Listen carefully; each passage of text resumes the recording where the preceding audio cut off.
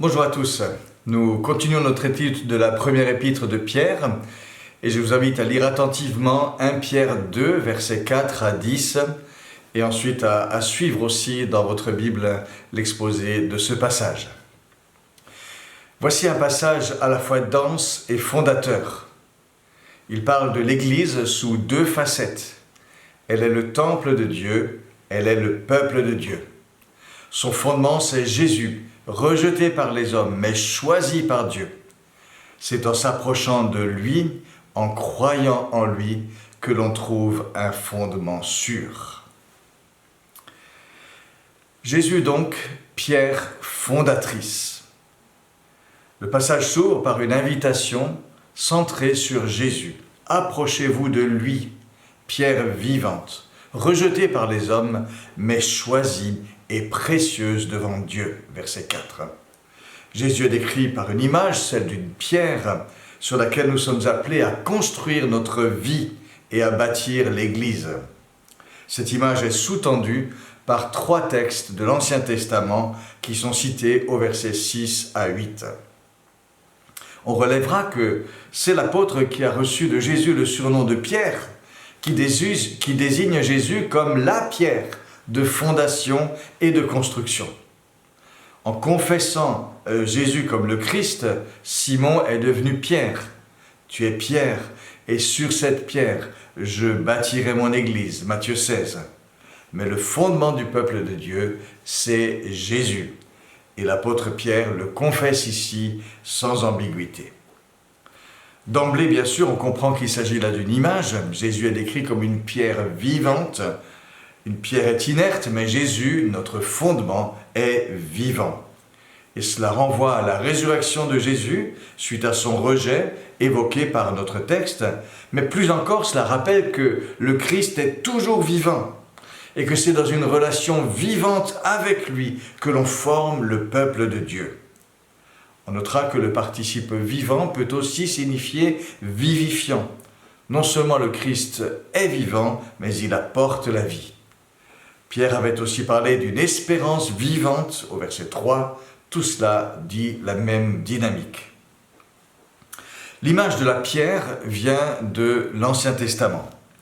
Un premier texte cité au verset 6 est tiré d'Ésaïe chapitre 28. Dans ce chapitre, Ésaïe s'adresse à Israël qui, face à la menace assyrienne, préfère faire une alliance avec l'Égypte que de se confier en Dieu. Et Ésaïe appelle ce pacte une alliance avec la mort, pour dire ce sur quoi ce pacte va déboucher. Ésaïe 28, verset 15.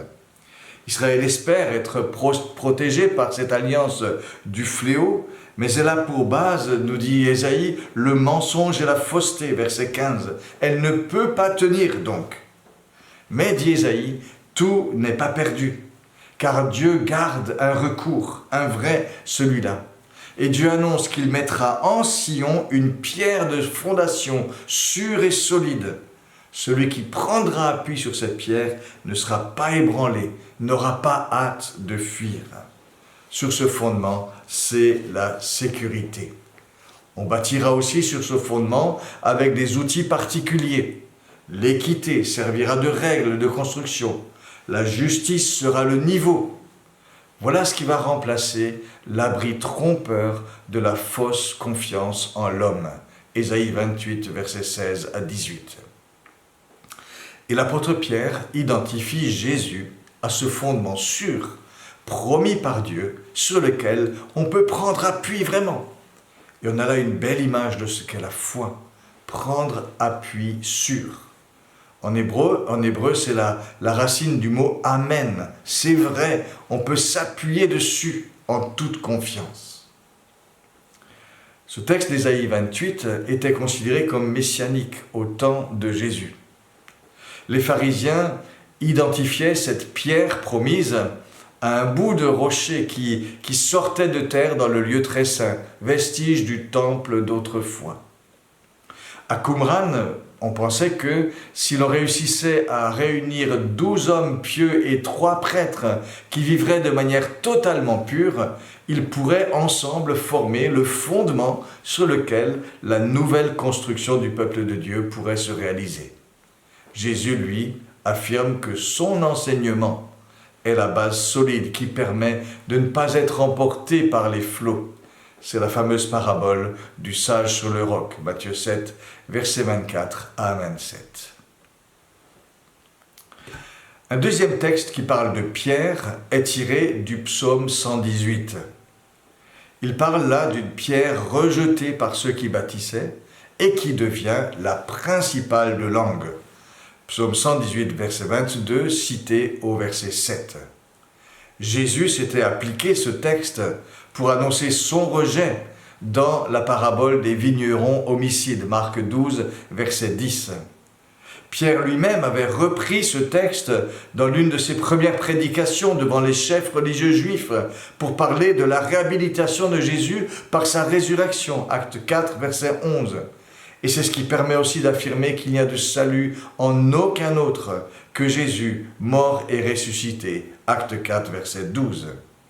Et ici, à nouveau, Pierre utilise ce texte pour dire le contraste entre le rejet de Jésus par les hommes et son rôle fondateur et décisif dans le projet de Dieu. Il est une pierre choisie et précieuse devant Dieu, nous dit l'apôtre, verset 4. Qu'est-ce qui fait passer de la pierre rejetée à la pierre de fondation? C'est la résurrection de Jésus. Et c'est bon pour nous aussi de nous le rappeler. Tant de gens autour de nous considèrent qu'il est illusoire d'avoir recours à Dieu pour bâtir leur vie ou rejettent comme trop particulariste la foi en Jésus. La pierre rejetée par beaucoup est une pierre fondatrice. Ce contraste d'attitude entre ceux qui croient et ceux qui ne croient pas permet de dire que la même pierre peut avoir soit un rôle positif, soit un rôle négatif. Soit elle sert de fondement, soit elle devient une pierre sur laquelle on trébuche, on tombe. C'est ce qu'apporte la troisième citation qui est tirée d'Ésaïe chapitre 8, verset 14. Ce texte invite à se confier en Dieu, à le sanctifier, car dit Ésaïe, le Seigneur est un refuge, un sanctuaire. Mais, continue-t-il, le Seigneur sera aussi une pierre de malheur et un rocher qui fait tomber. Et l'apôtre Pierre reprend ce texte dans la deuxième partie du verset 7 à propos de ceux qui ne croient pas, qui désobéissent à la parole, comme il dit au début du verset 8. Jésus devient pour eux un rocher sur lequel ils vont tomber, trébucher. C'est ce que signifie l'expression traduite par un rocher de scandale. Et il ajoute, c'est ce à quoi ils sont destinés, dans la deuxième partie du verset 8. Il ne faut pas lire ici une prédestination de certains au jugement de Dieu, mais notre texte dit simplement que Dieu a fixé que ceux qui refusent de croire s'exposent à découvrir en lui celui qui scellera leur chute. C'est la responsabilité de nos choix qui est soulignée ici. J'ai parlé de responsabilité personnelle, et c'est ce qui apparaît dans le contraste entre ceux qui croient et qui ne croient pas, ceux qui s'approchent de Jésus et ceux qui rejettent la pierre au moment de bâtir leur vie. Et lorsque l'apôtre Pierre dit « approchez-vous de lui », il invite d'abord à une relation personnelle avec Jésus. Mais ensuite, sur cette base de la relation personnelle, l'apôtre développe une vision communautaire. Nous sommes appelés chacun à nous approcher de Christ pour devenir l'une des pierres vivantes de la maison de Dieu. Et à l'image du fondement, succède celle de la construction où chacun prend sa place. Et l'apôtre invite chacun à devenir une pierre vivante d'une construction fondée en Jésus, qui lui est la pierre choisie et précieuse. Cette expression, pierre choisie et précieuse au verset 4, anticipe la citation du verset 6, qui va préciser de quelle pierre il s'agit. C'est une pierre angulaire, choisie et précieuse. Cette pierre angulaire, cette pierre d'angle, est à la fois celle sur laquelle on s'appuie comme base et celle qui détermine toute l'orientation de la construction, dans son horizontalité, dans sa verticalité. C'est en fonction de cette pierre et de son positionnement que toutes les autres pierres prennent leur place et que tout l'édifice se bâtit. Et cela nous rappelle que nous n'avons pas à construire l'Église à notre idée, mais selon les orientations représentées et données par le Seigneur Jésus.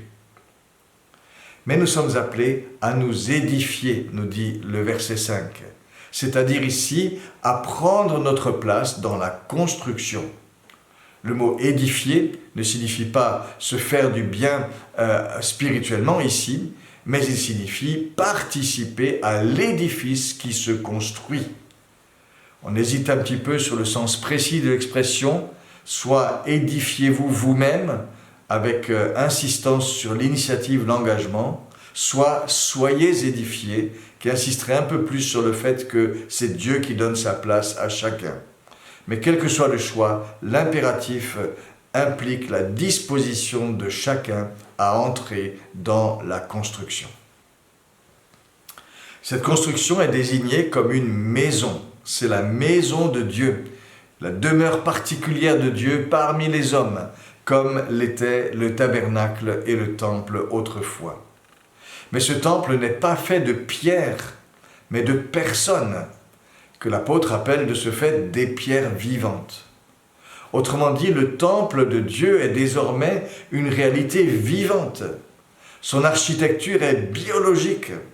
Ce sont des hommes et des femmes qui le constituent. Cela veut dire aussi que le temple de Dieu est une construction, une maison qui grandit. De nouvelles pierres y sont ajoutées régulièrement. Celles qui sont en place sont perfectionnées. Comme le dit Paul en Éphésiens 2, en Christ, l'édifice bien coordonné s'accroît, grandit, pour être un temple saint dans le Seigneur. Et en lui, vous vous êtes édifiés ensemble pour être une habitation de Dieu en esprit. Éphésiens 2, versets 21 et 22. Pierre, lui, parle d'une maison spirituelle, par opposition à une construction matérielle, et pour dire aussi qu'elle se réalise par l'Esprit de Dieu qui habite en chacun, qui nous perfectionne chacun, qui nous relie ensemble et qui réside au milieu de son peuple. L'invitation est donc de prendre part, de prendre sa place dans cette construction vivante et de bâtir ensemble une communauté qui honore Dieu, qui le représente aussi et où il aura plaisir à habiter. Ésaïe parlait de bâtir avec le droit comme règle et la justice comme niveau. Ésaïe 28, verset 17.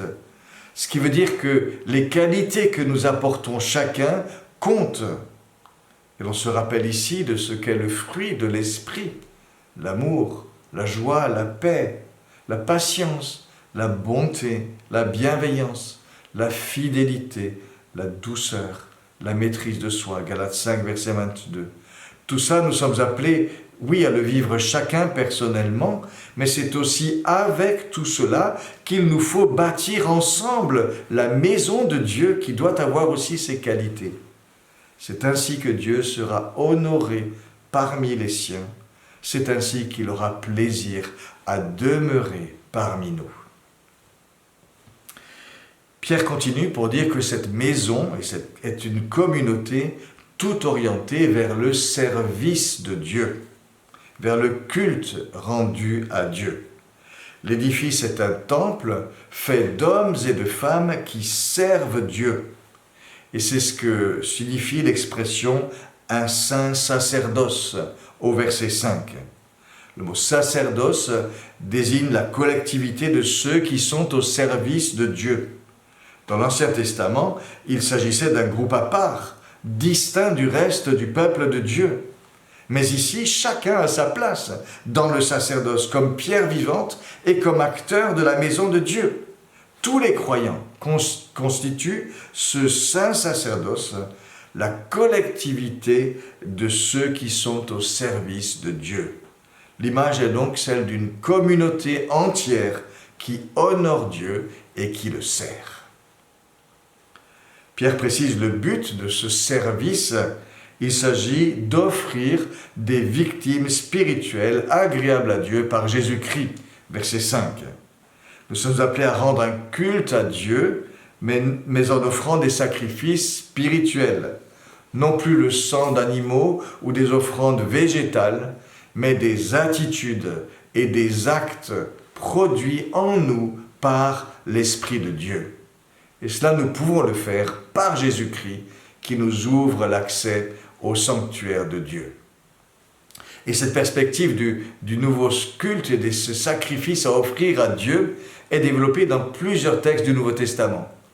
L'Épître aux Hébreux, après avoir montré que le sacrifice de Jésus accomplit et met fin à tout le système sacrificiel de l'Ancien Testament, nous invite à offrir à Dieu un sacrifice de louange, c'est-à-dire le fruit de lèvres qui confessent son nom. Hébreux 13, verset 15. Il parle aussi de la bienfaisance et de la libéralité comme des sacrifices auxquels Dieu prend plaisir. Hébreux 13, verset 16. Il donne l'exemple du Christ qui dit « Voici je viens pour faire, ô Dieu, ta volonté ». Hébreux 10, verset 8 à 9. Et cet exemple sert de modèle de ce culte nouveau. L'apôtre Paul, quant à lui, nous invite à offrir nos corps à Dieu comme un sacrifice vivant, saint, agréable à Dieu, qui sera notre culte spirituel. Romains 12, verset 1. Il s'agit là de la consécration de notre vie, dans l'intimité de notre prière, mais aussi dans nos actes concrets, car Paul parle bien d'offrir notre corps, nos mains, nos pieds, nos lèvres, nos yeux, notre sourire, dans tout ce que nous sommes, dans tout ce que nous faisons, manifester notre appartenance à Dieu, l'honorer, le servir. En parlant de lui-même, Paul parle aussi de son annonce de l'Évangile comme d'un service sacré, Romains 15, verset 16. Et il emploie là un mot qui désigne l'œuvre qu'accomplit normalement un prêtre au service de Dieu. Ce service s'accompagne aussi de l'offrande de sa vie, Philippiens 2, verset 17. Tout cela représente ces sacrifices spirituels agréables à Dieu par Jésus-Christ. Nous consacrer à Dieu, faire sa volonté, le louer, confesser son nom, agir pour le prochain. L'apôtre Pierre nous dit qu'ensemble, nous sommes appelés à être cette communauté vivante d'hommes et de femmes qui servent Dieu de cette manière. C'est cela qui constitue désormais le temple de Dieu. Non pas l'édifice, mais la communauté. Non pas une communauté statique, mais une communauté au service de son Dieu. L'apôtre ne précise pas à quelle échelle cela se réalise. Il fixe le principe. Le temple de Dieu, c'est la communauté de celles et ceux qui le servent.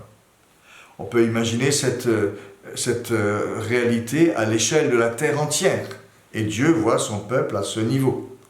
Mais dans le Nouveau Testament, l'Église de Dieu s'incarne toujours dans des communautés concrètes, où l'on est unis les uns aux autres, où l'on se connaît, où l'on se complète, où l'on se confronte aussi les uns aux autres, où l'on sert Dieu ensemble, dans les cultes, dans le témoignage, dans la mission, dans le service du prochain.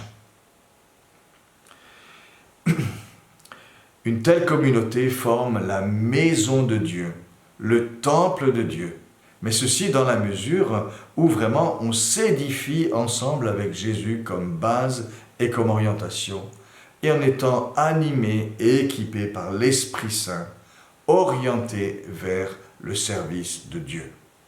On forme alors une communauté de prêtres au service de Dieu, au service de l'Évangile, au service du prochain. Et cela c'est vrai de l'Église rassemblée lorsqu'on est à plusieurs au nom de Jésus, mais cela demeure aussi lorsque l'Église est dispersée dans l'activité et le service quotidien de chaque membre. Il y a là en tout cas des perspectives théologiques importantes sur ce qu'est l'Église. C'est à partir de ce texte que les réformateurs ont affirmé, contre la différence entre les prêtres et les laïcs, le sacerdoce universel des croyants. Tous les chrétiens sont appelés à servir Dieu, que nous soyons tous ensemble ou lorsque chacun réalise sa vocation particulière dans le monde séculier. Après avoir décrit l'Église comme le temple de Dieu, Pierre la décrit comme le peuple de Dieu. Ce sont les versets 9 et 10. Les chrétiens se sentaient minoritaires et peu de choses dans le monde. Pierre leur affirme avec force qu'ils sont le vrai peuple de Dieu et que c'est une grâce, que c'est un grand privilège. Et pour cela, il renvoie à 3 textes de l'Ancien Testament. D'abord, Exode 19, versets 5 et 6, où Dieu fait alliance avec le peuple d'Israël au Sinaï, un moment fondamental et décisif qui est évoqué au verset 9, à la première partie. Puis Pierre renvoie à un texte d'Ésaïe 43, versets 16 à 21, où le prophète annonce une autre grande délivrance, suite à laquelle le peuple racheté proclamera les louanges de Dieu. Et Pierre en parle dans la deuxième partie du verset 9. Enfin, plusieurs textes du prophète Osée qui annoncent à ceux qui ne sont plus un peuple, tant ils se sont éloignés de Dieu, que le Seigneur leur fait grâce et les réintègre comme son peuple. Ces textes du prophète Osée sont développés au verset 10.